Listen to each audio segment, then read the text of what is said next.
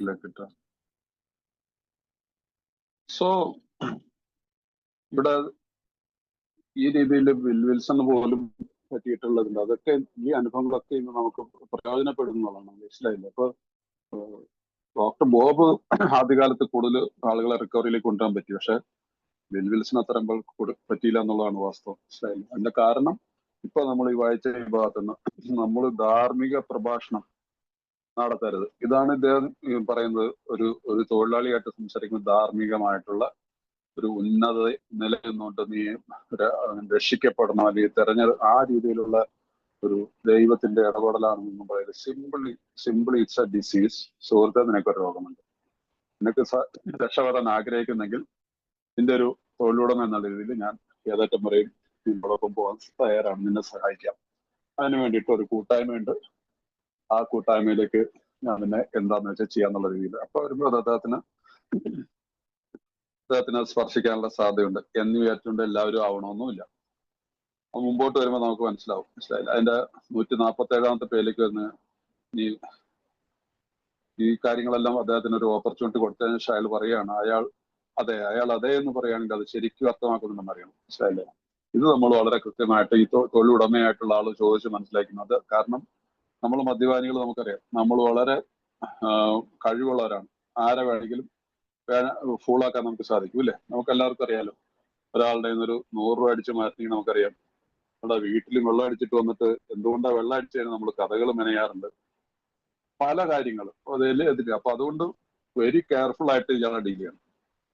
അതിനുശേഷമാണ് അതിന്റെ ആ പാരഗ്രാഫ് നമ്മൾ കഴിഞ്ഞ ആഴ്ച എവിടം വരെയാണ്, അതാണ് അവസാനത്തെ ഭാഗത്ത് പറയുന്ന പാരഗ്രാഫിന്റെ അവസാനം. നിങ്ങളെയോ അയാളെ തന്നെ അയാൾ വഞ്ചിക്കുന്നില്ല ആരും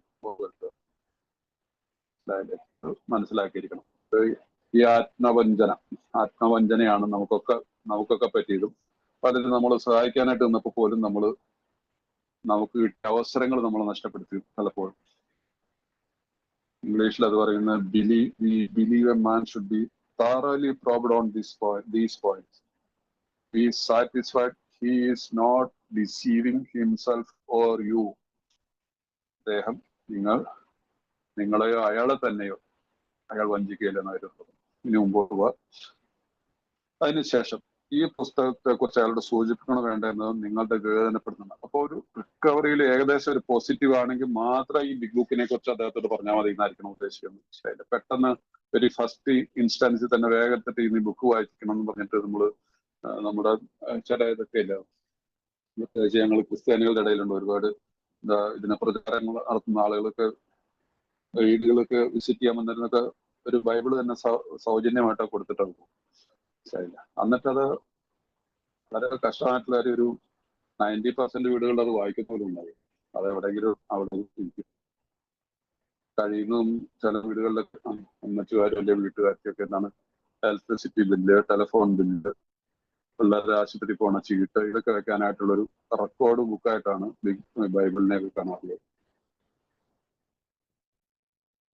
നിങ്ങൾ തന്നെ ചിന്തിച്ചു നോക്ക്, അങ്ങനെയുണ്ടോന്ന്. എന്റെ വീട്ടിലൊക്കെ അങ്ങനെ കുറെ നാൾ ഞാൻ കണ്ടത്, കുറെ നാളെങ്കിലും. അപ്പൊ അതുകൊണ്ടാണ് ഞാൻ പറയുന്നത്. അപ്പൊ അതുകൊണ്ട് അത് സ്വയം വിവേചനമാണ്. അവരവരുടെ അദ്ദേഹത്തിന് ബിഗ് ബുക്കിനെ കുറിച്ച് അല്ലെങ്കിൽ ബിഗ് ബുക്ക് അദ്ദേഹത്തിന് നമ്മൾ കൊടുക്കണം എന്നുള്ളത്. അയാൾ കുടി നിർത്തുന്നതിന് കാലതാമസം പറ്റുകയും തനിക്ക് ഇനിയും കുടിക്കാൻ പറ്റുമെന്ന് കരുതുകയും, ഇനി അത് ബിയറാണെങ്കിൽ പോലും അയാളുടെ അടുത്ത കുടിക്ക് ശേഷം അയാൾ ഒരു അമിതമദ്യാസക്തിന് തീർച്ചയായും ഡെഫിനറ്റ് ആയിട്ടും കുടിക്കും. അയാളുടെ പുറകെ നടക്കുന്ന ഏർപ്പാട് ഉപേക്ഷിക്കാൻ. സോ ഇതാണ്, മനസ്സിലായില്ല? പലപ്പോഴും ഞാൻ പറയുന്നില്ലേ, പലർക്കും നമുക്ക് അബദ്ധങ്ങൾ പറ്റും. ഇങ്ങനെ പെട്ടെന്ന് ഇയാൾ വളരെ ഇതായിട്ടൊക്കെ നമ്മളെ കേൾക്കുന്നതായിട്ടൊക്കെ കാണും, ഭയങ്കരമായിട്ട് ചേട്ടാ ഞാൻ എന്ത് ചെയ്താലും ചിലര് സത്യമാണ് ചെയ്തേക്കും, ചിലര് സത്യം. വീട്ടിലിപ്പോ നമ്മൾ രണ്ടുപേര് പോയ സ്റ്റെപ്പ് കെട്ടിയത് ഒരു മീറ്റിംഗ് കഴിഞ്ഞിട്ട് അടുത്ത ദിവസം വീണ്ടും അയാളെ മീറ്റിങ്ങിന് കൊണ്ടുപോകാനായിട്ടുള്ള ഒരു ശ്രമത്തിന് വേണ്ടിയിട്ട് നമ്മൾ ചെല്ലുകയൊക്കെ ചെയ്യുകയാണെങ്കിൽ വേഗം പുള്ളി വളരെ വികാരാധീനായി ഇതാണ് എന്റെ മക്കളാണ് ഈ കുടിക്കത്തിൽ, എന്റെ അപ്പടി എന്നൊക്കെ പറഞ്ഞിട്ട് വേഗം നമ്മൾ അതിനകത്ത് ചിലപ്പോൾ വീണു പോകും ഇയാൾ പറയുന്നത്. പക്ഷെ അങ്ങനെയുള്ള ഒരാൾ വീണ്ടും റിലാപ്സ് ആവുകയാണെങ്കിൽ, മനസ്സിലായില്ല? അപ്പൊ ഈ രോഗത്തിന് യാതൊരു ഗ്യാരണ്ടിയില്ല ഒരു കാര്യത്തിലും. റിക്കവറിയിൽ നമുക്കൊരു കുറച്ച് ദിവസം കഴിഞ്ഞതിന് ശേഷം അല്ലാതെ നമുക്ക് ഒരിക്കലും ആരെയും വിലയിരുത്തി പോകരുത്.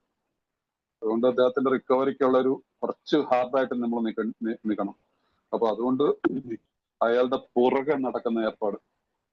പുറകെ നടന്നിട്ട് 4 റിക്കവറിയിൽ ഒരു എമൗണ്ട് ഒരാൾ പോലും ഒരു എമൗണ്ട് ഞാൻ പറയുകയാണെങ്കിൽ. അതുകൊണ്ടാണ് പറയുന്നത് നമ്മുടെ ബിഗ് ബോസിന് ഒരു മനുഷ്യശക്തിക്ക് പോലും ഞങ്ങളുടെ രോഗം ശമിക്കാൻ സാധിക്കുമായിരുന്നില്ല. ഒരു മനുഷ്യശക്തി എന്ന് പറഞ്ഞാൽ പിന്നെ അതിനകത്ത് ഞാൻ നിങ്ങളെല്ലാവരും ഇല്ലേ. അതുകൊണ്ട് എപ്പോഴും പെട്ടെന്ന് വിചാരിക്കും എങ്ങനെയെങ്കിലും ഇങ്ങനെ ഒന്ന് രക്ഷപ്പെടുത്തിയിട്ട് സഹായിക്കുന്നുള്ളൂ. അതുകൊണ്ടാണ് 59ാമത്തെ പേരിൽ വളരെ ഞങ്ങളുടെ രോഗം അഥവാ അമിത മദ്യപാന ശക്തി ശമിപ്പിക്കുന്നതിന് മിക്കവാറും ഒരു ശക്തിക്കും ഒരു മനുഷ്യശക്തിയും കഴിയുമായിരുന്നില്ല 59ാമത്തെ പേരിൽ എഴുതിയിരിക്കുന്നു.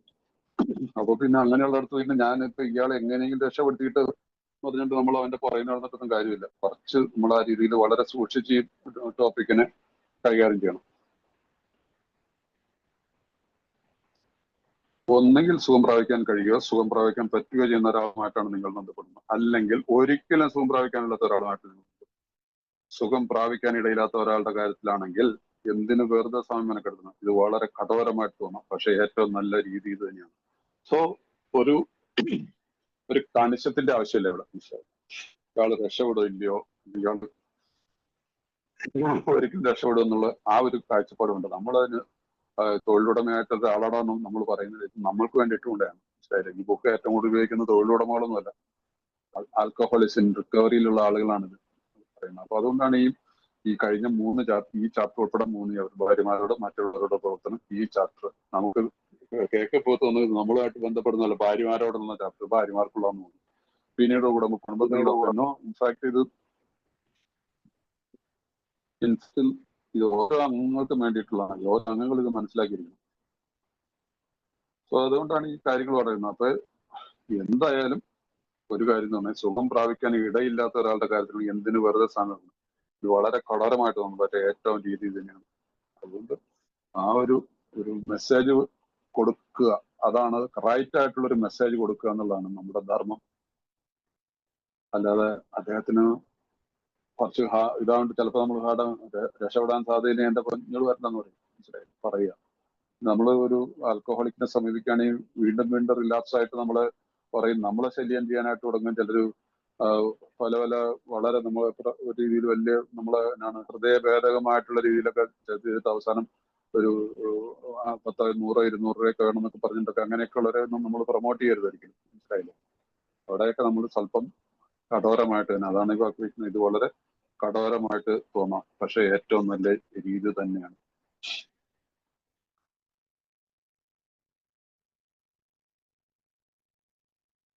അതെ.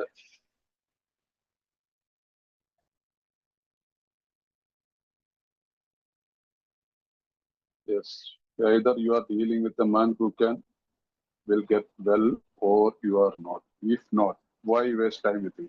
This may seem severe, but it is usually is the best course. ഇതാണ് അതിന്റെ ശരിയായിട്ടുള്ള രീതി. നിങ്ങൾ സുഖപ്പെടുത്താൻ ആഗ്രഹിക്കുന്ന ആൾക്ക് യഥാർത്ഥത്തിൽ രോഗശമനം വേണമെന്ന് ആഗ്രഹം ഉണ്ടാക്കുകയും അതിനുവേണ്ടി എത്ര ദൂരം മുന്നോട്ട് പോകാനും അയാൾ സന്നദ്ധത കാണിക്കുകയും ചെയ്യുകയാണെങ്കിൽ അയാൾക്ക് വേണ്ടി ഒരു പ്രവർത്തന പദ്ധതി നിങ്ങൾക്ക് നിർദ്ദേശിക്കാവുന്നതാണ്. യെസ്, ഇവിടെ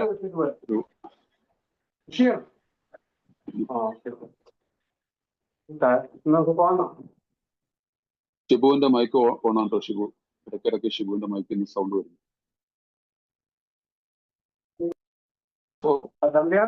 ഈ ഒരു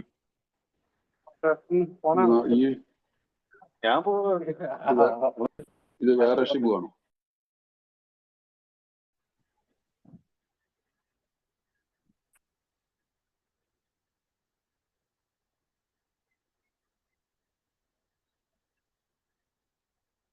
ഓക്കെ. അപ്പൊ അതുകൊണ്ട് ഇദ്ദേഹത്തെ നിങ്ങൾ സുഖപ്പെടുത്താനായിട്ട് യഥാർത്ഥത്തിൽ രോഗശമനമാണെന്ന് ആഗ്രഹമുണ്ട്, അതിനുവേണ്ടി എത്ര ദൂരം പോകാൻ അയാൾ സന്നദ്ധ കാണിക്കുകയും ചെയ്യുകയാണെങ്കിൽ അയാൾക്ക് വേണ്ടി ഒരു പ്രവർത്തന പദ്ധതി നിങ്ങൾക്ക് നിർദ്ദേശിക്കാവുന്നതാണ്. ഇത് വീണ്ടും നമ്മുടെ 5ാമത്തെ ചാപ്റ്ററിൽ ഇതിനൊരു ഇതേ വാക്കുകൾ എന്നല്ല, നമുക്ക് ഇതിൽ നിന്ന് മനസ്സിലാക്കേണ്ടതാണ്. അതുകൊണ്ടാണ് പറയുന്നത്, എന്താ പറയുന്നത്,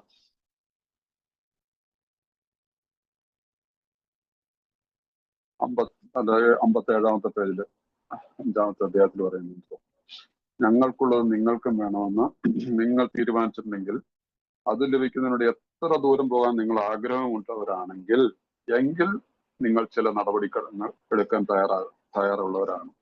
അതാണ് ഇവിടെ പറയുന്നത്. ആ കാര്യമാണ് ഇവിടെ വീണ്ടും തിരിച്ചു പറയുന്നത്.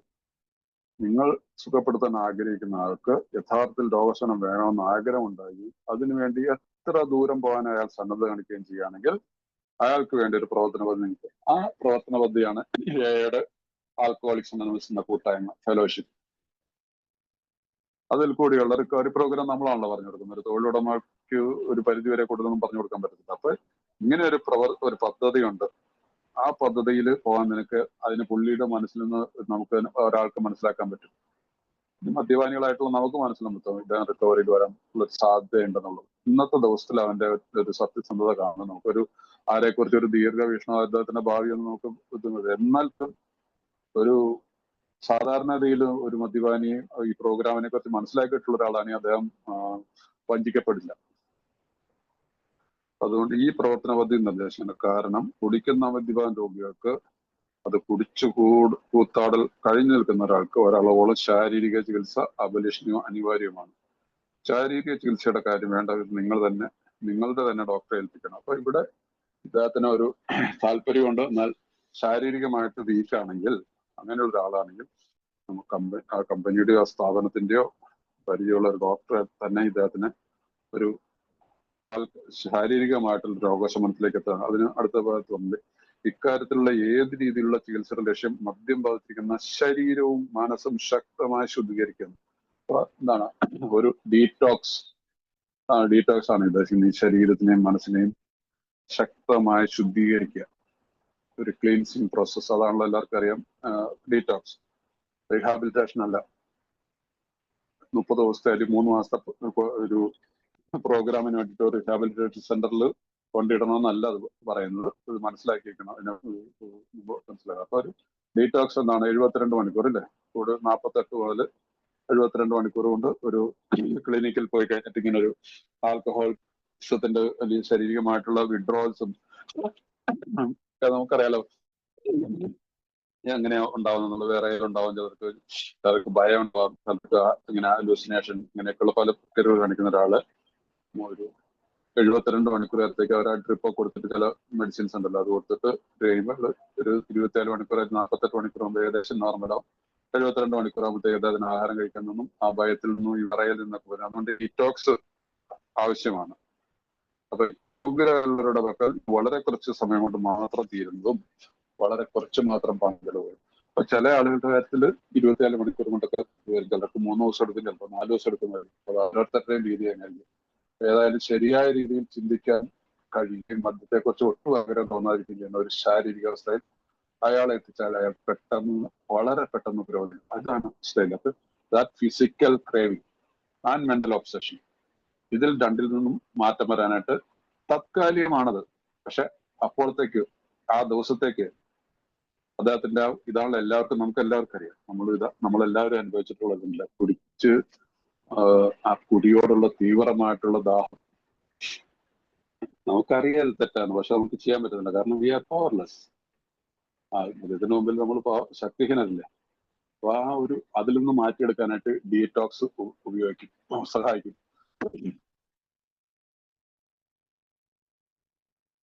ശരീരത്തിൽ നിന്നും മനസ്സിൽ നിന്നും ഈ ഒരു തലത്തിൽ മാറ്റിയിട്ടുണ്ടെങ്കിലൊരു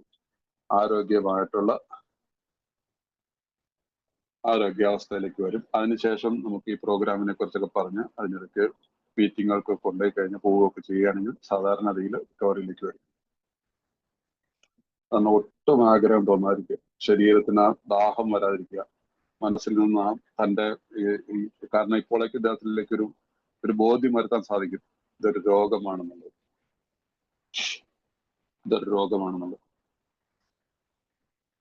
അത്തരത്തിലുള്ള ഒരു പദ്ധതി നിങ്ങൾ നിർദ്ദേശിക്കുന്ന ചികിത്സയ്ക്കുള്ള ചെലവ് തുകയായി നിങ്ങൾക്ക് മുൻകുറായി നൽകേണ്ടി വരും. പക്ഷെ ഞങ്ങൾ കരുതുന്ന അങ്ങനെ മുൻകുറായി കൊടുക്കുന്ന പണം അയാളുടെ ശമ്പളത്തിൽ നിന്ന് പിന്നീട് കുറവ് ചെയ്യുന്ന അയാളോട് നേരത്തെ വെളിപ്പെടുത്തണമെന്നാണ്. അയാളുടെ കാര്യത്തിലുള്ള ഉത്തരവാദിത്വം പൂർണ്ണമായി അയാൾക്ക് നൽകേണ്ടതാണ്.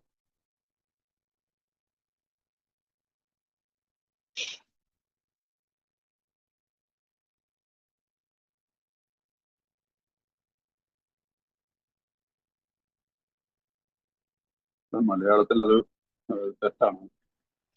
ഈ അഡ്വാൻസ് ആയിട്ട് അദ്ദേഹത്തിന്റെ കൊടുക്കുന്ന പൈസ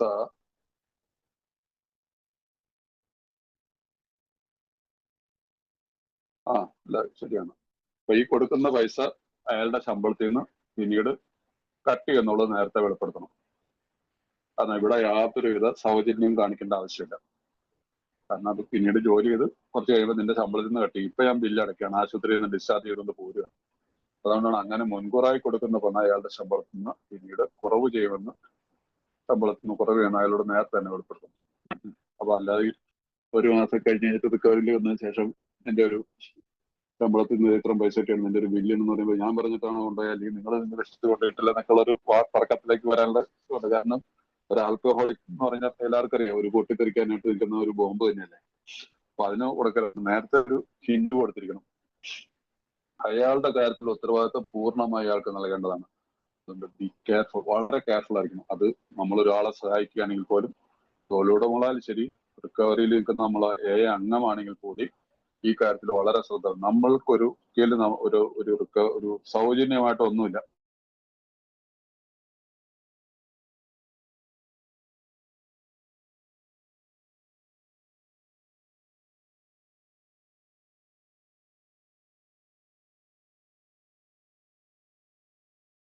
എല്ലാ മാറ്റിയിട്ടിട്ടും പ്രോബ്ലം. എനിവേ, അപ്പൊ അതുകൊണ്ട് ഈ കാര്യത്തില് ഇത് ഇനിയിപ്പോ റിക്കവറിയിലുള്ള കുറച്ച് നാളായാലാണെങ്കിൽ പോലും നമ്മൾ വളരെ സൂക്ഷിക്കണം. ഒരുപാട് നിർലോഭമായിട്ടുള്ള സഹായത്തിന് വേണ്ടിയിട്ട് ആരും നിൽക്കരുത്. അത് തൊഴിലുടമകളായാലും ശരി, നമ്മൾ ഒരു സ്പോൺസർ ആണെങ്കിൽ പോലും. ഇതൊരു നമ്മുടെ ഒരു പ്രിൻസിപ്പിളിന് സെൽഫ് സഫിഷ്യൻസി, മനസ്സിലായില്ലേ? സ്വാശ്രയത്വം ശീലിക്കണം തുടക്കം മുതൽ തന്നെ. നമ്മൾ പഠിച്ചത് നാശം വെച്ചൊരു വേറൊരാളല്ല നമ്മുടെ ബില്ല് കൊടുക്കേണ്ടത്. ആ തുടക്കത്തിൽ തന്നെ ഒരു മെസ്സേജ് നമ്മൾ കൊടുത്തിരിക്കണം. അല്ലെങ്കിൽ രണ്ട് ഭാഗത്തുനിന്നും പ്രശ്നമുണ്ടാവും. സഹായിക്കണം, തീർച്ചയായിട്ടും സഹായിക്കാനുണ്ടാവും. ആ സഹായങ്ങൾ ഏത് രീതിയിലാണ്? ഒന്നല്ലെങ്കിൽ സൗജന്യമായിട്ട് കൊടുക്കുകയാണെങ്കിൽ നേരത്തെ പറയണം, ഇത് നമ്മളൊരു ഈ സഹായം നിനക്ക് സൗജന്യമാണ്, തിരിച്ചു തരേണ്ട ആവശ്യമില്ല. പക്ഷെ തൊഴിലുടമയെ സംബന്ധിച്ചോളം വളരെ കെയർഫുൾ ആയിരിക്കും. ഒരു അംഗത്തിന് ഒരു വർഷം സഹായിക്കേണ്ടേക്ക് വരും ചെറിയ രീതിയിൽ. പക്ഷെ സഹായിക്കുമ്പോഴും അത് കടമായിട്ട് ഒരിക്കലും ചെയ്യരുത്.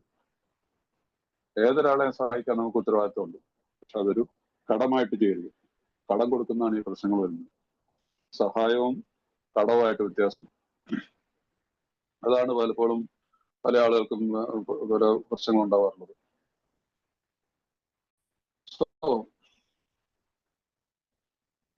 നിങ്ങളുടെ നിർദ്ദേശം അയാൾ സ്വീകരിക്കുകയാണെങ്കിൽ ശാരീരിക ചികിത്സ എന്ന് പറയുന്നത് വളരെ ചെറിയൊരു മാത്രമാണ് അയാളുടെ ഭാഗം.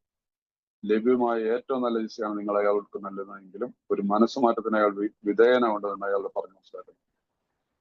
മദ്യത്തിൽ നിന്ന് വിമോചനത്തിന് ചിന്തയിലും മനോഭാവത്തിലും ഒരു പരിവർത്തനം ആവശ്യമായിട്ടുണ്ട്. മറ്റെന്തിനേക്കാളും മുകളിൽ രോഗവിമുക്തിയെ ഞങ്ങൾക്ക് പ്രതീക്ഷിക്കേണ്ടതുണ്ടായിരുന്നു. കാരണം രോഗവിമുക്തി ഇല്ലായിരുന്നെങ്കിൽ ഞങ്ങളുടെ കുടുംബവും ബിസിനസ്സും ഒക്കെ എന്നേ ഞങ്ങൾക്ക് നഷ്ടപ്പെടുമായിരുന്നു.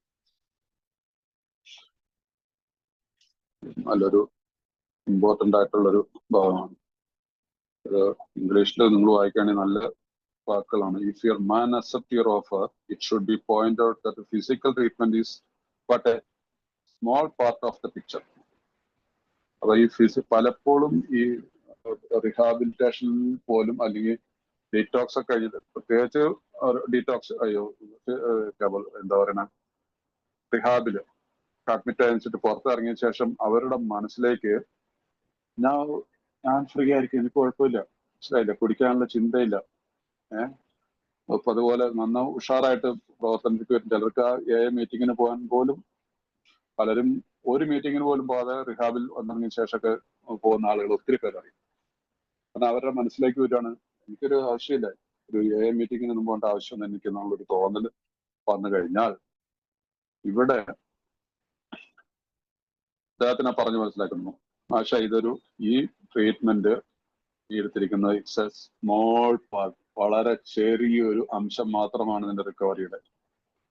ദോ you are providing with the best possible medical health, ഏറ്റവും നല്ല റിഹാബിലൊക്കെ ആയിരിക്കും. അവരുടെ he should understand that he must undergo, he must, ആ വാക്ക് ഇംഗ്ലീഷിൽ മലയാളത്തിൽ ഉപയോഗിക്കാൻ പറ്റില്ല, അതുകൊണ്ടാണ് he must undergo a change of heart. മനസ്സ് മാറ്റം, ഒരു പേഴ്സണാലിറ്റി ചേഞ്ച് ഉണ്ടായ ഗുണം നിനക്ക് ആവശ്യമാണ്. To get our thinking will require transformation of thought and attitude. Thought and attitude. ആ വാക്ക് എന്താ പറയണേ?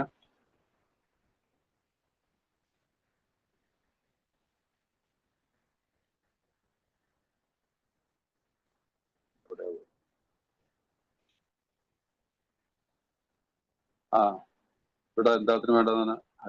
ഈ നിങ്ങളുടെ മാറിയ മനോഭാവം ഈ പുസ്തകത്തിലൂടെ ഉള്ളടക്കം കാര്യപ്രാപ്തിയിൽ നിങ്ങൾ ഒരു വാതുവെക്കലിന് വരെ തയ്യാറാക്കാം. അതാണ് എഴുതിയിരിക്കുന്നത്.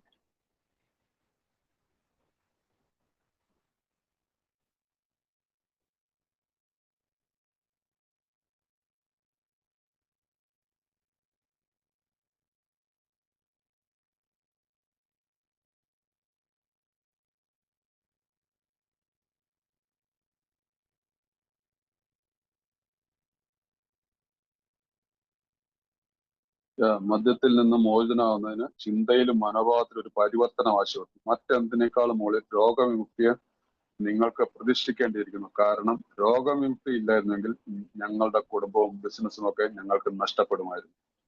അപ്പൊ രോഗവിമുക്തി അതാണ് എന്താ പറയുന്നത്? For without recovery we would have lost both home and business. ഇതൊരു ഈ തൊഴിലുടമ ഒരുപക്ഷെ ഒരു ആൽക്കഹോളിക് ആയാലും അല്ലെങ്കിൽ ഒരു നമ്മളെ അംഗം ആയിട്ടുള്ള ഒരാള് ആൽക്കഹോളിക് ആയാലും അല്ലെങ്കിൽ ദറ്റ് ഈസ് കോമൺ ആണ്.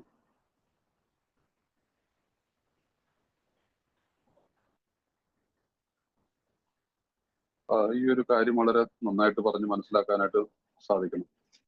ഞാൻ അടുത്ത പാരഗ്രാഫിലേക്ക് വന്നുകഴിഞ്ഞാൽ, രോഗവിമുക്തി പ്രാപിക്കാനുള്ള അയാളുടെ കഴിവിൽ നിങ്ങൾക്ക് പരസ്പര വിശ്വാസമുണ്ട്. ഈ വിശ്വാസത്തിന്റെ കാര്യത്തിൽ നിങ്ങളെ സംബന്ധിച്ചുള്ള ഇത് അയാളുടെ വ്യക്തിപരമായ കാര്യമാണെന്നും മദ്യപാന രോഗി എന്ന നിലയ്ക്ക് അയാൾക്കുണ്ടാവുന്ന വീഴ്ചകളെക്കുറിച്ചും ഉടനെ ആരംഭിക്കാൻ പോകുന്ന അതിനുള്ള ചികിത്സയെക്കുറിച്ചും ഒക്കെ അയാളുടെ സമ്മതമില്ലാതെ ഒരിക്കലും ചെയ്യപ്പെടില്ല എന്നുള്ള ഒരു മനോഭാവം ഉണ്ടാക്കുവാൻ നിങ്ങൾക്ക് കഴിയും. അയാൾ രോഗവിമുക്തിയിലേക്ക് എത്തിയതിനു ശേഷം അയാളുമായി സംഭാഷണത്തിൽ ഏർപ്പെടുന്നത് നന്നായിരിക്കും. സോ ഈ ഒരു ഡീറ്റോക്സിന് മുമ്പുള്ള ആ ഒരു വെള്ളം അടിച്ചിട്ട് ആകപ്പാടെ തകർന്നു നിൽക്കുന്ന ഒരാളോട് കൂടുതലായിട്ട് അയാളുടെ തല പോച്ചിട്ട് കാര്യമൊന്നുമില്ല. അപ്പൊ അതുകൊണ്ടാണ് ഈ അയാൾ മദ്യവിമുക്തിയിലേക്ക്, ആ വിമുക്തി എന്ന് പറഞ്ഞാൽ ഡീറ്റോക്സ് കഴിഞ്ഞിട്ടുള്ളതാണ്, അല്ലാതെ റിക്കവറിയിൽ വന്നിട്ട് 1 വർഷം കഴിഞ്ഞിട്ടോ അല്ലെങ്കിൽ 6 മാസം കഴിഞ്ഞിട്ടോ പറയുന്നില്ല. ഒരു 10 ദിവസത്തെ അല്ലെങ്കിൽ 3 ദിവസത്തെ റിക്കവറി പ്രോഗ്രാമിൽ ഡീറ്റോക്സ് കഴിഞ്ഞതിന് ശേഷം അയാളുമായിട്ടൊരു സംഭാഷണത്തിൽ വാട്ട് ഈസ് യുവർ പ്ലാൻ, നിന്റെ മുമ്പോട്ടുള്ള എന്താണ് നിന്റെ പ്ലാനും പദ്ധതി, എങ്ങനെയാണ് കുടിക്കുക നിർത്തുന്നുണ്ടോ? അപ്പൊ അദ്ദേഹത്തിന്റെ സംസാരത്തിൽ നിന്ന് നമുക്ക് മനസ്സിലാവും ആ വ്യക്തി എങ്ങനെ പ്രതികരിക്കുന്നു. അതിനനുസരിച്ച് തൊഴിലുടമ ആയാലും നമ്മൾ റിക്കവറിയിൽ നമ്മുടെ ഈ ഗ്രൂപ്പിലുള്ള ആളുകളായാലും അദ്ദേഹത്തോട് ആ രീതിയിൽ ശ്രമിക്കുക. അതല്ലാതെ നമ്മൾ എങ്ങനെയെങ്കിലും ഇദ്ദേഹത്തെ രക്ഷപ്പെടുത്താൻ പറ്റും എന്നുള്ളൊരു ഒരുപാടുള്ള ഒരു വാരിക്കോരിയിട്ടുള്ള സംസാരത്തിന്റെ ഒന്നും യാതൊരു പ്രസക്തിയുമില്ല, ഒരു പ്രസക്തിയില്ല. അപ്പൊ ഈ ഇതിനകത്ത്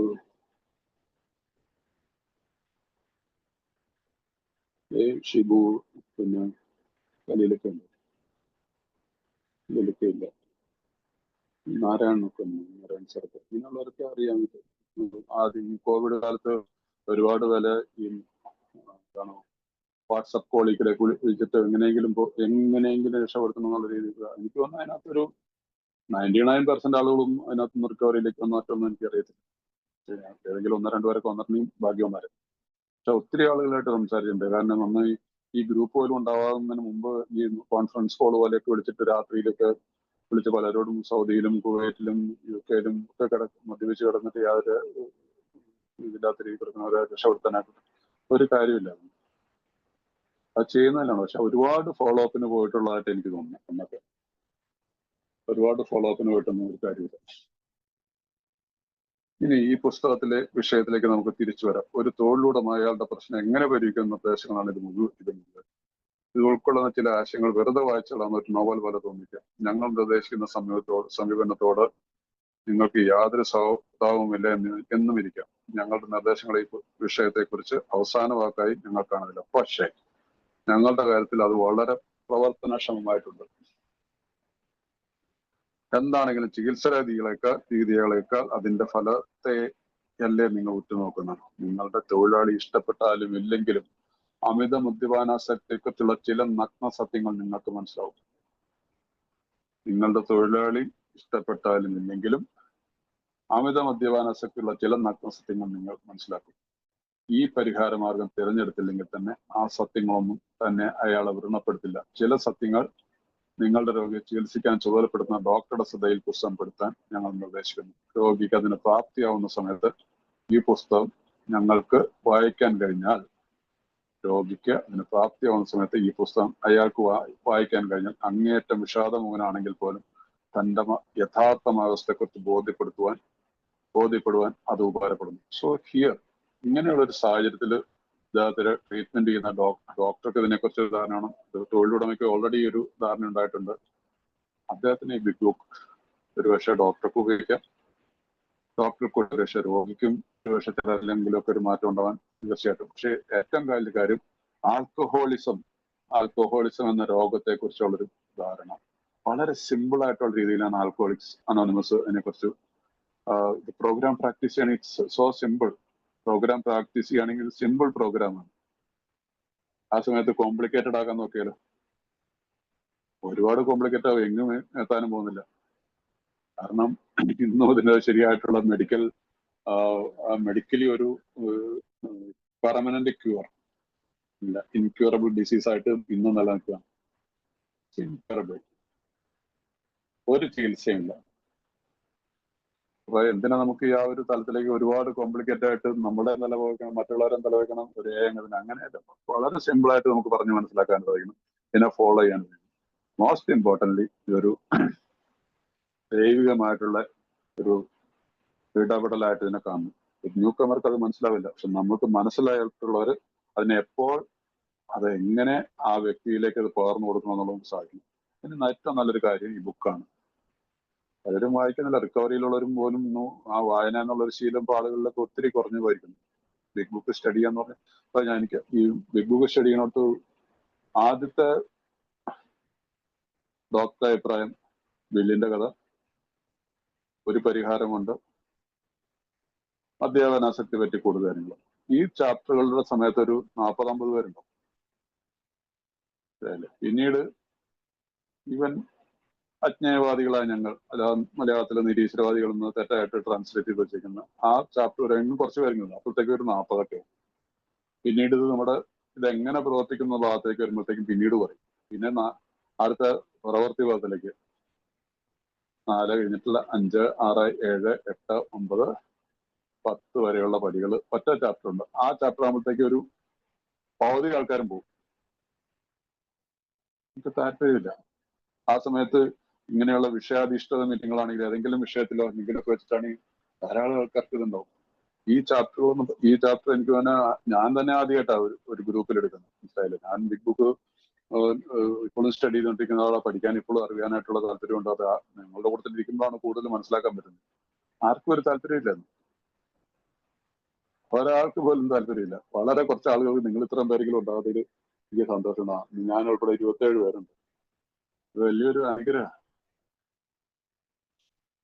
വേറൊരു മലയാളത്തിൽ ഒരു ബിഗ് ബുക്ക് സ്റ്റഡി ഗ്രൂപ്പ് നടത്തുന്നുണ്ട്. അവിടെ പോലും തീരെ ആളുകൾ കുറവാണ്. ആർക്കും വലിയ താല്പര്യമില്ല. അത് ബിഗ് ബുക്ക് സ്റ്റഡി എന്ന് പറഞ്ഞാൽ എന്തോ തടഞ്ഞു നിർത്തുന്ന പോലെ.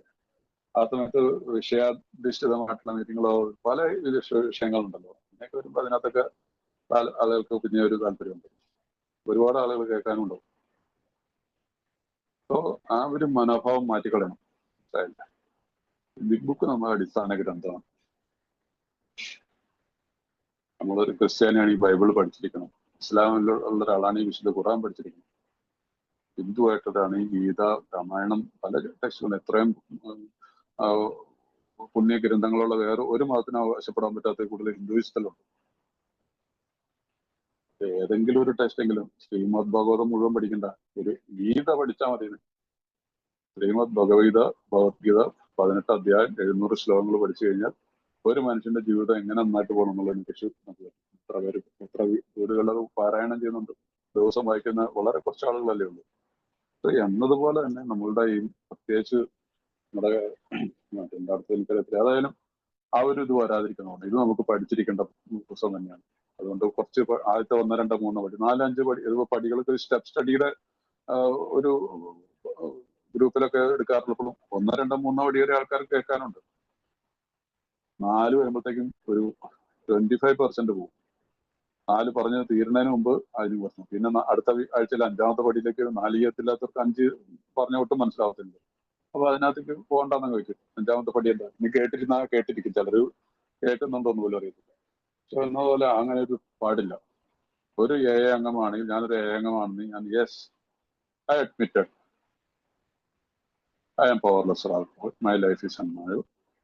അപ്പൊ തന്നെ നമ്മൾ AAയുടെ ഒരു അംഗമായിട്ട് മാറുകയല്ലേ. അവിടെ മുതലുള്ള രീതിയാണ് നമുക്കിത് ഒരു പടി പോലും ഈക്വലി ഇമ്പോർട്ടന്റ് ആണ് എല്ലാ പടികളും. അതുകൊണ്ട് 1, 2, 3 പടികൾ കഴിഞ്ഞിട്ട് തൽക്കാലം ഇനിയൊരു പുസ്തകം ഇനി 10 ചെയ്യുന്നു. ആശുപത്രി കിടന്നുണ്ടല്ലേ, ഇത് ഒരു 11 പടികളും ചാർട്ട് ചെയ്തു വിൽസൺ. ആശുപത്രി 9 ദിവസം, ബുക്കുകളിൽ 7 ദിവസം എന്നൊക്കെ പറയുന്നുണ്ട്. എനിക്ക് തോന്നുന്നത് എന്റെ അറിവിൽ 9 ദിവസമാണ്. ഡോക്ടർ ബോബ് 15 വർഷം തന്നെയാണെന്ന് തോന്നുന്നു സോബറേറ്റിൽ നിന്ന് 5000 പേർക്ക് മെസ്സേജ് കൊടുത്തു. 5000 കോൾ സ്റ്റെപ്പിംഗ്, 5000 നിങ്ങൾക്ക് നമ്മളൊന്ന് ആലോചിച്ചോക്കണം. ഞാൻ ഇത്ര പേർക്ക് ഏടെ മെസ്സേജ് കൊടുക്കാനായിട്ട് സമയം ചെലവാക്കുന്നുണ്ടായിട്ട് എത്ര പേരോട് സംസാരിക്കുന്നു നമ്മൾ സ്വയം ചിന്തിച്ചു നോക്കിയാൽ മനസ്സിലാവും നമ്മൾ എവിടെ നിൽക്കുന്നു. 5000 കോൾ സ്റ്റെപ്പിംഗ്. അതുപോലെ തന്നെ പലപ്പോഴും ഞാനത് ഇവിടെ പറയണമെന്ന് പലപ്പോഴും ഓർക്കും പറഞ്ഞു, നമ്മുടെ AAയുടെ 12 പടികളാണ്. 12 പടികളുണ്ട്, 12 പാരമ്പര്യങ്ങളുണ്ട്, 12 കൺസെപ്റ്റ്സ് ഉണ്ട്, 12 കൺസെപ്റ്റുകൾ. പിന്നെ എടുക്കുകയാണെങ്കിൽ 12 വാഗ്ദാനങ്ങളുണ്ട്. 12 പ്രോമിസസും 12 വായിക്കുന്ന പല ഗ്രൂപ്പുകളുണ്ട്. അമേരിക്കയിലും ഇംഗ്ലണ്ടിലും ഒക്കെ ഉള്ളതൊക്കെ ആൾക്കാരെ പല ഗ്രൂപ്പുകളിലും ദ 12 പ്രോമിസസ് ഓഫ് ആൽക്കോളിക്സ് അനോണിമസ് എന്ന് പറഞ്ഞിട്ട് വായിക്കുന്നവരും. കാരണം അത് 12 തന്നെയാണ്. അപ്പൊ ഈ അടുത്തത് ഞാനിവിടെ പറഞ്ഞത് എനിക്കറിയത്തില്ല. അടുത്ത കാലത്താണ് ഒരിക്കൽ എന്റെ ഫേസ്ബുക്കിലുള്ള സ്പോൺസർ അദ്ദേഹത്തിന്റെ എന്നാണ് എനിക്ക് മനസ്സിലാക്കി പുള്ളി പറഞ്ഞു തന്ന ഒരറിവാണ്. AAയുടെ ബിഗ് ബുക്കിൽ 11 ചാപ്റ്ററാണ് കൊടുത്തിരിക്കുന്നത്. 11 ചാപ്റ്റർ, എല്ലാം 12 ഉണ്ട്. AAയുടെ 12 പോയി. 12ാമത്തെ അധ്യായം എന്തുകൊണ്ടില്ലാതെ പോയി? അതൊരു ചോദ്യമല്ലേ? നിങ്ങൾ തന്നെ ആലോചിച്ചിട്ട് എല്ലാം 12ആണ്. ഇവിടെ എന്താ 12 ഇല്ലാതെ? ആ 12ാമത്താണ് that is my stories the 12th chapter. എന്റെ കഥയാണ് 12ാമത്തെ ചാപ്റ്റർ. നിങ്ങൾ ഓരോരുത്തരുടെയും കഥയാണ് 12ാമത്തെ ചാപ്റ്റർ. കടലാസിൽ എഴുതിയിട്ടില്ല എന്നുള്ളൂ. ഈ പ്രോഗ്രാം പ്രാക്ടീസ് ചെയ്ത ഒരാൾക്കാ പറയാൻ പറ്റുള്ളൂ ഇത് എന്റെ കഥയാണ് 12ാമത്തെ ചാപ്റ്റർ. That is it. 12ാമത്തെ കഥയായിട്ട് 12ാമത്തെ ചാപ്റ്റർ എന്ന് പറഞ്ഞാൽ എന്റെ കഥയാണ്. അതാണ് നമ്മൾ മറ്റൊരാൾക്ക് പങ്കുവയ്ക്കപ്പെടുന്നത്. ഞാൻ വളരെ ഒരു വലിയൊരു ആരും പറഞ്ഞേക്കാത്തൊരു കാര്യമായിരുന്നത്. It is a fact. എങ്ങനെ എഴുതപ്പെട്ടുള്ളതല്ല. പക്ഷെ ഒന്ന് ചിന്തിച്ചു നോക്കേ. കാരണം 12ാമത്തെ 11 ചാപ്റ്ററും കഴിഞ്ഞിട്ടുള്ള അടുത്ത ഭാഗത്തേക്ക് വരുമ്പോൾ, അഥവാ സ്റ്റോറി സെക്ഷനിലേക്ക് വരുമ്പോൾ എന്താണ് പറയുന്നത്, അത് വിഷൻ ഫോർ യു ആണല്ലോ അതിനകത്ത് അവസാനം. 164 ഇംഗ്ലീഷാണ്. 164ാമത്തെ പേജിൽ കഴിഞ്ഞതിന് ശേഷം അടുത്ത പേജിനകത്ത് എഴുതിയിരിക്കുന്ന പേഴ്സണൽ സ്റ്റോറീസ്. ആ പേഴ്സണൽ സ്റ്റോറി എന്റെയും നിങ്ങളുടെയും, നിങ്ങൾ ഓരോരുത്തരെയും, ശ്രീനുവിന്റെയും ഷിബുവിന്റെയും അലന്റെയും അരുണിന്റെയും ബിബിന്റെയും ജെയിംസിന്റെയും നിസാറിന്റെ എല്ലാം കഥകളാണ്. That is the 12th chapter, 12ാമത്തെ അധ്യായം. ആ നമ്മുടെ കഥയായിട്ട് മാറണമെങ്കിൽ ഈ 11 അധ്യായങ്ങളും നമ്മൾ പഠിച്ചിരിക്കണം. 11 അധ്യായം പഠിച്ചു കഴിഞ്ഞാലാണ് എനിക്ക് എഴുതാൻ പറ്റുള്ളൂ 12 എന്റെ കഥ. അത് നല്ലൊരു അറിവായിരുന്നു. അതുകൊണ്ടാണ് ഞാൻ നിങ്ങളോടൊന്ന് പങ്കുവെച്ചത്. അതൊരു വളരെ ശരിയായിട്ടുള്ള കാര്യമാണ്.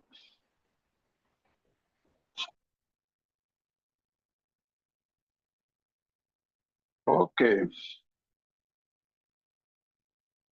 149 അടുത്ത ആദ്യത്തെ പാരഗ്രാഫ്. അയാളുടെ അവസ്ഥയെക്കുറിച്ച് എന്ത് തന്നെ സംബന്ധിച്ച രോഗിയുടെ ഡോക്ടർ സത്യം പറയുന്നത് ഞങ്ങൾ കരുതും. ഈ പുസ്തകം എപ്പോഴെങ്കിലും അയാൾക്ക് നൽകുമ്പോൾ ഇതിലുള്ള നിർദ്ദേശം മുഴുവൻ അപ്പാടെ അനുസരിക്കേണ്ടതുണ്ടെന്ന് ആരും അയാളോട് പറയാതിരിക്കുന്നല്ലോ. അയാൾ തന്നെത്താൻ തീരുമാനിക്കട്ടെ. നിങ്ങളുടെ മാറിയ മനോഭാവവും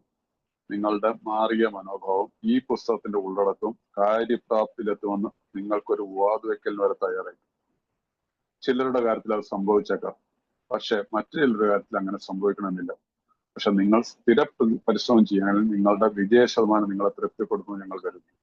നിങ്ങളുടെ പ്രവർത്തനം വ്യാപിക്കുകയും ഞങ്ങളുടെ എണ്ണം വർദ്ധിക്കുകയും ചെയ്യുമ്പോൾ നിങ്ങളുടെ ജോലിക്കാരിൽ ചിലർ ഞങ്ങളുമായി വ്യക്തിപരമായ ബന്ധം പുലർത്തുമെന്ന് ഞങ്ങൾ കരുതുന്നു. ഇതിനിടയിൽ ഈ പുസ്തകം ഉപയോഗിക്കുന്നതുകൊണ്ട് മാത്രം ഒരുപാട് കാര്യങ്ങൾ പൂർത്തീകരിക്കാൻ കഴിയുമെന്ന് ഞങ്ങൾ കരുതുന്നു. സോ വലിയൊരു അഡ്വൈസ് അല്ലെങ്കിൽ ഒരു സജഷൻ ഒരു തൊഴിലുടമയ്ക്ക്, ഒരു എംപ്ലോയർക്ക് കൊടുത്തിരിക്കുന്ന ഒരു പാരഗ്രാഫാണ്. So this program works. ഇത് സക്സസ് ആയിട്ടുള്ള വിജയകരമായിട്ട് പ്രവൃത്തിയിൽ വന്നിട്ടുള്ള ഒരു പ്രോഗ്രാം. അതാണ് ഇപ്പൊ ഈ മീറ്റിംഗിൽ ഇത്രയും പേര് ഉണ്ടെങ്കിൽ തന്നെ that's why we are sitting here. നിങ്ങളുടെ തൊഴിലാളി മടങ്ങിയെത്തി കഴിയുമ്പോൾ അയാളോട് സംസാരിക്കുക. പരിഹാരം കരുതുന്നുണ്ടെന്ന് അയാളോട് ചോദിക്കുക. അയാൾക്ക് സ്വതന്ത്രമായി നിങ്ങളോട് സംസാരിക്കണമെന്ന് തോന്നുമെങ്കിൽ അയാൾ പറയുന്നത് നിങ്ങൾ മനസ്സിലാക്കുമെന്ന് കരുതുമെങ്കിൽ, അഥവാ അയാൾ പറയുന്നത് ഒരു വിധത്തിലും നിങ്ങളെ പ്രയാസപ്പെടുത്തുമെന്ന് തോന്നുമെങ്കിൽ അയാൾ മിക്കവാറും വളരെ പെട്ടെന്ന് നിങ്ങളോട് കാര്യങ്ങൾ സംസാരിക്കുന്നു. അപ്പൊ ഇവിടെ ഈ ഹോസ്പിറ്റലൈസേഷൻ ഒക്കെ കഴിഞ്ഞിട്ട് വരുന്ന ഒരു വ്യക്തിയോട് അയാളുമായിട്ട് സംസാരിക്കുക ഒരു നല്ലൊരു സജഷനാണ്. അതുപോലെ തന്നെ പരിഹാരം കണ്ടെത്തി അത് കരുതുന്നുണ്ടെന്ന് അയാൾ ചോദിക്കുക. അപ്പൊ സാധാരണഗതിയിൽ നമ്മളിപ്പോ ഒരു ഡീറ്റോക്സ് കഴിഞ്ഞിട്ടുള്ള ഒരാളോടോ അല്ലെങ്കിൽ ഒരു 3 മാസത്തെ 1 മാസത്തെ ട്രീറ്റ്മെന്റ് കഴിഞ്ഞ ഒരാളോട് സംസാരിക്കുന്ന മനോഭാവമൊക്കെ നമുക്ക് മനസ്സിലാൻ പറ്റും. അപ്പൊ അവിടെ അതിന് വേണ്ട രീതിയിൽ നമ്മൾ വളരെ ബുദ്ധിപൂർവ്വം കൈകാര്യം ചെയ്ത് കഴിഞ്ഞാൽ ഒരു തൊഴിലുടമയ്ക്കായാലും ശരി, നമ്മളുടെ ഒരു അംഗം, ഒരു റിക്കവറിയിലുള്ള വേഗം ഒരാളെ സഹായിക്കാനുള്ള രണ്ടു കൂട്ടർക്ക് പ്രയോജനപ്പെടുന്ന അറിവുകളാണ് തന്നെ. അടുത്ത പാരഗ്രാഫിലേക്ക് പോയാൽ, ഈ സന്ദർഭത്തിൽ നിങ്ങളുടെ തൊഴിലാളി ഞെട്ടിപ്പിക്കുന്ന കാര്യങ്ങൾ നിങ്ങളോട് പറഞ്ഞ ഒട്ടും വികാര വിശുദ്ധിയുള്ള മനസ്സോട് അത് കേൾക്കുവാൻ ലക്ഷ്യം കാണിക്കുന്നു. ഉദാഹരണത്തിന് അയാൾ കണ്ടമാനം പണം പറ്റിയിട്ടുണ്ടെന്നും നിങ്ങളുടെ ഏറ്റവും നല്ല ഇടപാടുകാരനെ നിങ്ങളിൽ നിന്ന് അന്നേക്കമായി അയക്കാൻ ശ്രമിച്ചിട്ടുണ്ടെന്നും അയാൾ നിങ്ങളോട് പറഞ്ഞേക്കാം. കാര്യത്തിൽ സത്യസന്ധത ആവശ്യമുള്ള ഞങ്ങളുടെ പരിഹാര മാർഗം അയാൾ സ്വീകരിക്കാൻ എന്ത് കാര്യം നിങ്ങളോട് തുറന്നു പറയാം. അയാളുടെ കാര്യത്തിൽ കണക്കുകൾ എഴുതിത്തള്ളിയിട്ട് കാര്യത്തിൽ പുതിയ കണക്ക് വയ്ക്കാൻ നിങ്ങൾ ഒരുങ്ങുന്നു. അയാൾ എന്തെങ്കിലും തുക നിങ്ങൾക്ക് നൽകാനുണ്ടെങ്കിൽ അത് നിങ്ങൾ തിരിച്ചു കിട്ടുന്നുള്ള കരാറിൽ ഏർപ്പെടാം. ഇവിടെ ചില ആളുകൾ റിക്കവറിയിൽ വന്നതിന് ശേഷം വേണ്ടി ആ കമ്പനിയുടെ ഉടമസ്ഥനോടുകൂടി പറയും, ഇങ്ങനെ ഇതൊരു ഹോണസ്റ്റിയുടെ ഒരു പ്രോഗ്രാമാണ്. അപ്പൊ അതുകൊണ്ട് ഒരു കാര്യം മുതലാളി പറയാനുണ്ട്, ഞാൻ കുറെ കാശുകൾ വെട്ടിച്ചിട്ടുണ്ട്, ഒരുപാട് ബിസിനസ് നഷ്ടപ്പെടുത്തിയിട്ടുണ്ട്, നിങ്ങളുടെ കിട്ടേണ്ടിയിരുന്ന കുറെ ബിസിനസ്സുകൾ നഷ്ടപ്പെടുത്തിയിട്ടുണ്ട്. ഇങ്ങനെയൊക്കെയുള്ള കൂടുതൽ സത്യമാനം ചിലപ്പോൾ ഇയാൾ കേൾക്കുമ്പോൾ ഇയാൾ ഞെട്ടിപ്പോകും.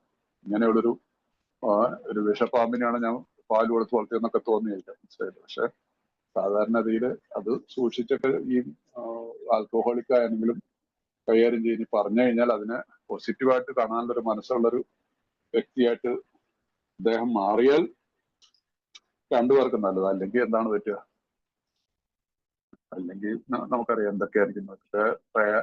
ഒരുപക്ഷെ ഇന്നത്തെ കാലത്തൊക്കെ റയറായിട്ട് സംഭവിക്കുന്ന ഒരു കാര്യമായിരിക്കാം. പക്ഷെ ഇവിടെ നമ്മൾ ഇതും സൂക്ഷിച്ച് കൈകാര്യം ചെയ്യേണ്ട ഒരു ഭാഗമാണ്. അപ്പൊ അത് ഈ കൂടുതൽ സത്യസന്ധതയ്ക്ക് പോയി കഴിഞ്ഞാലും പ്രശ്നമാണ്, ഇതോർക്കുക. അപ്പൊ ഇന്ന് നമ്മൾ ഇവിടെ വെച്ച് നിർത്താം. നിങ്ങൾക്ക് ഇതിനെക്കുറിച്ചൊക്കെ എന്തെങ്കിലും നിങ്ങളുടെ അനുഭവങ്ങൾ ഉണ്ടെങ്കിൽ ഷെയർ ചെയ്യുക. ചോദ്യങ്ങൾ ചോദിച്ചാൽ എനിക്കറിയാവുന്നതാണ് ഈ പറയാം. അപ്പൊ താങ്ക് യു വെരി മച്ച്. നിങ്ങൾ വന്നതിൽ സന്തോഷമുണ്ട്. നിങ്ങളുള്ളതുകൊണ്ടാണ് നടന്നു പോകുന്നത്. Thank you very much. Thank you Sreeni.